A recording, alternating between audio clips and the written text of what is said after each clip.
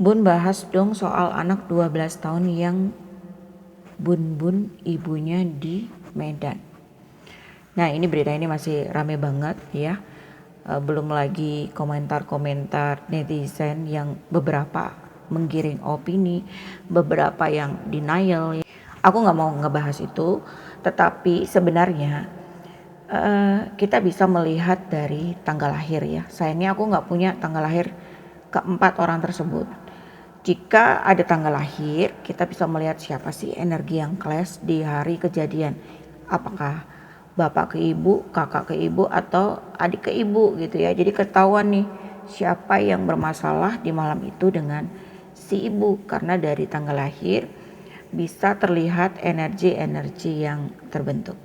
Nah, karena nggak ada tanggal lahir nih, aku akan ajarkan dari metode yang lain. Nah, untuk metode yang lain kita bisa melihat dari mata ya. Kenapa mata? Karena mata adalah jendela hati.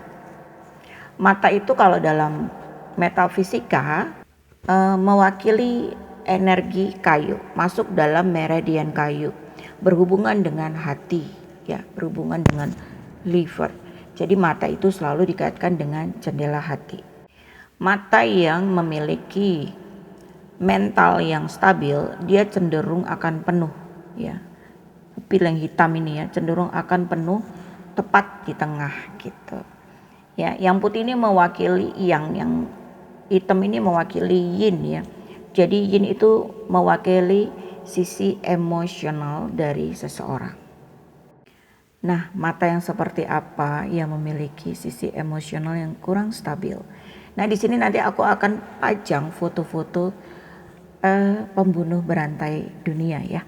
Jadi kalian bisa pertimbangkan siapa sih sebenarnya yang memungkinkan memiliki mental tidak stabil di keluarga tersebut. Nah, cara melihatnya adalah pandangan lurus 90 derajat ya.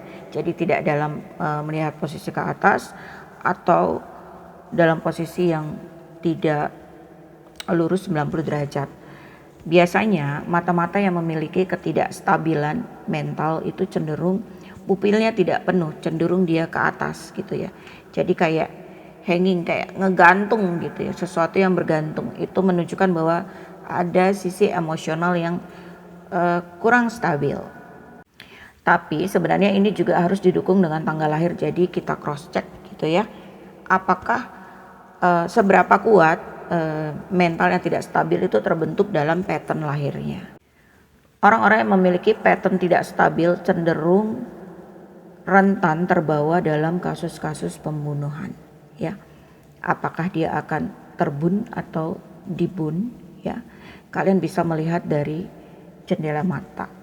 Jadi harus diperhatikan ketika mungkin kalian punya teman, kerabat, keluarga yang memiliki mata tersebut ya, harus diperhatikan secara emosionalnya. Kita harus jaga karena kecenderungan untuk tidak stabilnya cukup tinggi. Nah, ketika emosinya tidak stabil, mereka akan cenderung melakukan hal-hal yang tidak diharapkan. Bahkan beberapa menjadi seorang pembunuh berantai. Jadi faktor ketidakstabilannya itu ada yang besar, ada yang kecil. Ada yang kuat, ada yang lemah.